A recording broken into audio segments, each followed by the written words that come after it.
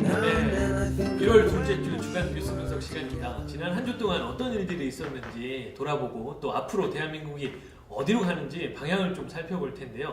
지난 한 주 동안 많은 뉴스들이 있었잖아요. 그쵸? 어떤 뉴스가 가장 기억에 남으시나요? 저는 돈에 좀 관심이 많아서 돈봉투에 관한 뉴스가 제일 인상이 깊더라고요. 맞아요. 돈봉투 사건이 많이 네. 보도가 됐었죠. 팀장님은 어떤 게 제일 인상이 남으셨어요? 저는 제 10대 시절 생각이 나서 네, 그 학교 폭력 관련된 거 있죠. 노응 페이스 잠바 입고 있는 친구들. 네, 그 친구들 얘기가 가장 가슴에 와닿더라고요. 네. 뭐 그렇군요. 그 외에도 많은 일들이 있었는데 네. 어떤 일들이 있었는지 한번 키워드를 한번 살펴볼까요? 네, 보시죠. 보여주시죠. 네. 자, 짠. 네, 이렇게 세 가지 키워드가 딱 네. 떠올랐는데 첫 번째가 김정은이고요. 두 번째는 돈봉투. 네. 세 번째는 저게 뭡니까? 노응 페이스네요. 네, 뭐 차마 말할 수 없죠. 네, 북극 잠바, 네. 뭐 북쪽 얼굴 이렇게 불리는 건데요. 그러면 우리 조금 구체적으로 알아보기 위해서 하나하나 좀 검색을 해볼까요? 네, 바로 검색할까요? 네. 네. 구글. 네. 네, 구글 구글 이미지를 검색. 한번 검색해보죠. 첫 번째가 김정은이니까요. 김정은 먼저 쳐볼까요? 네. 자, 김정은 쳤습니다. 이 탤런트 김정은이 많이 나오는 것 같은데요. 한때 초콜릿 진행했었던. 네. 그런데, 저 빠레 언니 너무 재밌게 봤어요. 네, 그런데 저 한쪽에 보니까 아니 이거 네, 저 통통하신 분. 어, 저 인물이 바로 김정은입니다. 북한 네. 김정일 국방위원장의 셋째 아들인데요. 김정일 위원장이 죽으면서 셋째 아들이 이제 권력을 세습받게 됐잖아요. 네. 그것과 관련된 뉴스가 한동안 쏟아져 나오다가 갑자기 사라져 버렸어요. 그런 게 쥐도 새도 모르게 다 없어진 느낌이에요. 네, 지금. 그래서 그게 도대체 어디 갔는지 좀 알아보기로 하고요. 네. 두 번째 검색어가 두 번째가 돈봉투. 그렇죠. 네, 네. 돈봉투 한번 검색해 보죠. 돈봉투. 자, 돈봉투 검색했는데요. 저건 결혼할 때 이렇게 뭐 예단비 이런 거 보내는 예단 봉투인 것 예단 같고요. 봉투 나오고.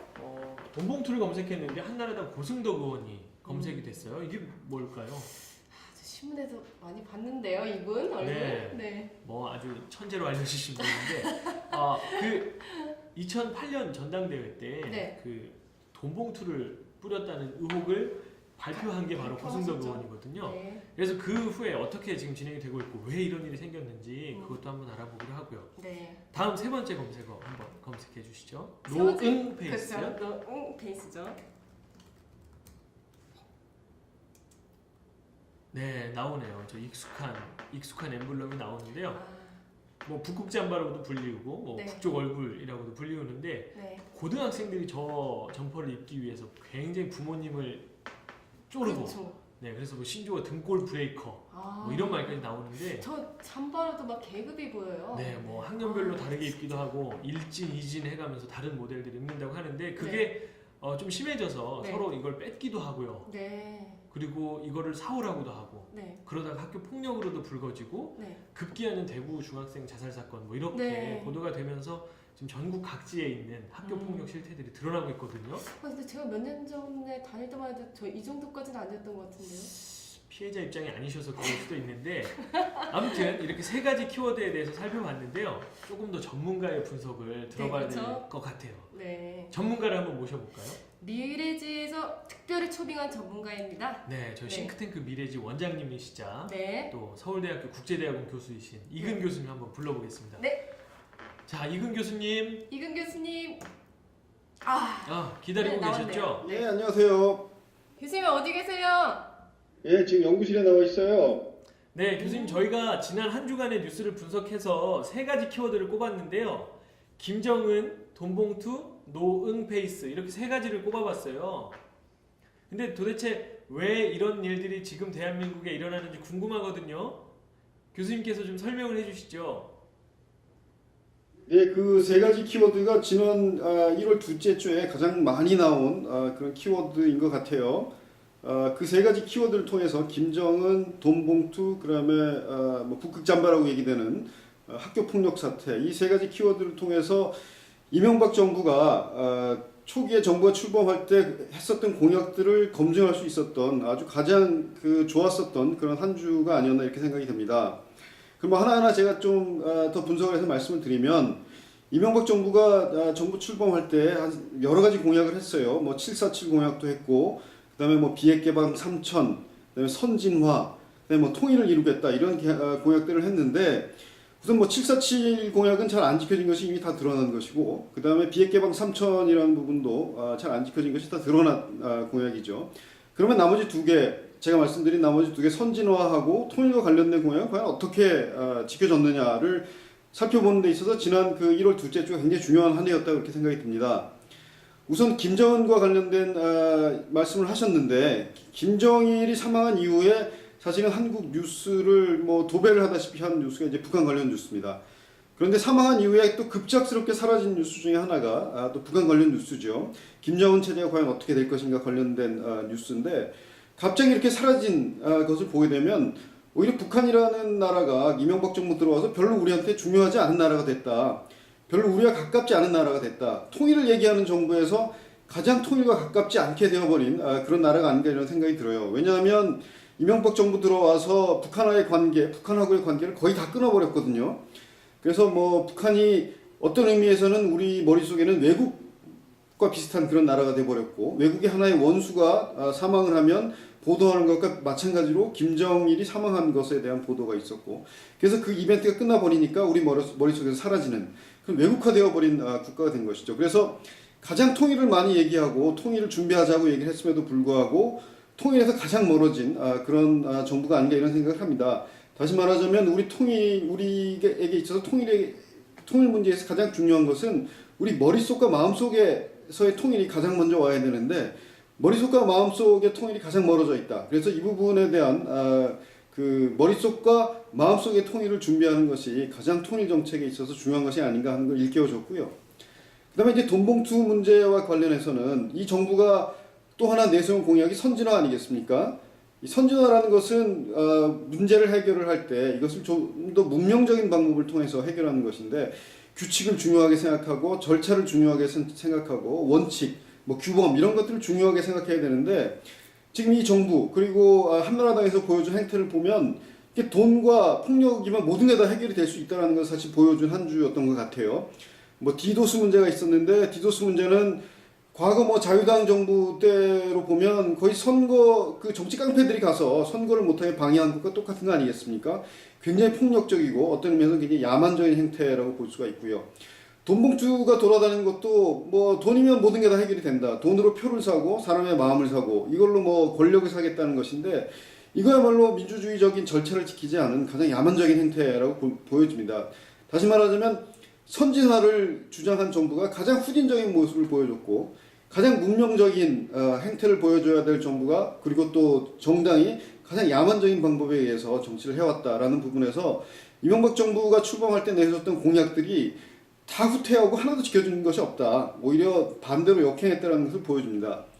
마지막으로 학교 폭력 사태라는 것이 뭐 새롭게 드러난 사태는 아니죠. 옛날부터 계속 있었는데, 사실 학교 폭력 사태가 없어지려면 학교 문화나 그 다음에 사회적인 문화가 전부 선진화돼야 되고, 야만적인 방법이 이제 더 이상 통하면 안 된다라는 것을 보여줘야 되는 것이거든요. 근데 이 학교 폭력 사태를 보게 되면 역시 폭력으로 모든 걸 다 해결하려고 하고, 또 뭐 금전적인 것이 가장 중요하고, 이런 것들을 다시 보여주고 있는 것이죠.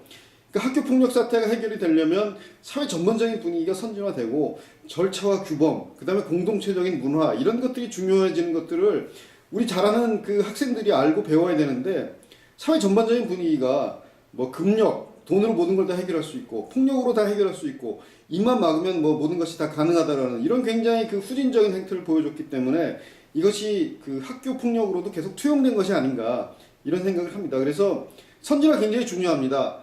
야만적인 것들 없애고 굉장히 문면적인 방법으로 우리 문제를 해결해야 되는데, 이명박 정부 들어서 그런 선진화가 참 잘 되기를 기대했었음에도 불구하고 오히려 사회 전반적으로 학교까지 이렇게 야만적이고 선진화되지 않은 일들이 드러났다는 것이 참 안타깝고요. 그것이 1월 둘째 주에서 아주 극명하게 드러난 그런 한 주가 아니었나 이렇게 생각을 합니다. 네, 교수님 말씀을 들어보니까 그 단순한 뉴스가 굉장히 밀접하게 사회 곳곳과 관련이 돼 있다는 게 느껴지는데요. 그렇다면은 앞으로도 이런 일들이 계속될 거라고 보시는지요? 사실 이런 일들이 계속되지 않도록 하기 위해서 우리가 민주주의 선거 절차를 통해서 좋은 지도자들을 뽑고 또 여러 가지 방법을 통해서 문화를 바꿔야 되는데 사실 그런 일들을 할 수 있는 그런 정치 세력, 그다음에 문화 세력, 사회 지도층, 그다음에 개개인이 모두가 참여하는 공동체적인 문화 이런 것들이 필요합니다. 아마 그 다음 주, 그 다다음 주에 있어서도 계속 비슷한 이런 참 불행한 뉴스들이 많이 보도가 되지 않을까 이렇게 생각이 됩니다. 네, 뭐 안타깝지만 그래도 우리 사회에 대해서 정확히 아는 게 굉장히 중요한 것 같아요. 네, 맞아요. 네, 교수님 감사합니다. 네, 좋은 말씀 감사합니다. 예, 다음 주에 또 봐요.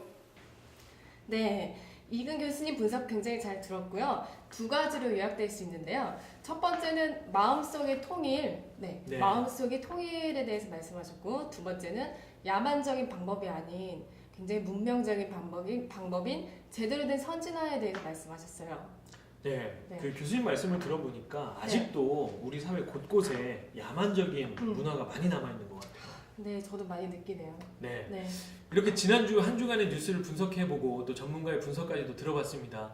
다음 주에도 저희가 많은 뉴스들을 네. 수집해서 또 좋은 것들을 골라낼 텐데 네, 이번 한 주간은 어떤 뉴스가 좀 나왔으면 좋겠는지. 네. 저는 자신의 의견을 되게 굉장히 자유롭게 얘기를 할 수 있고 또 발표할 수도 있고 아니면 뭐 소통이랑 대화가 네, 좀 눈치 안 보고 마음껏 말할 수 있는 그런 문화가 조성됐으면 좋겠어요.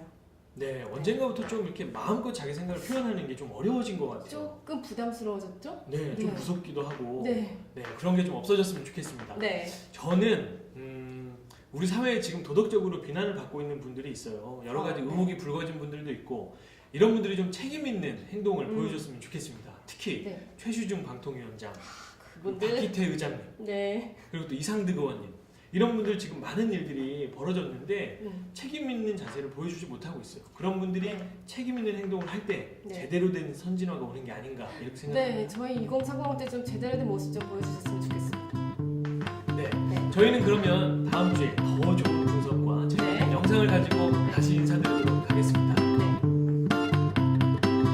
Now and then I think of all the times you screwed me over.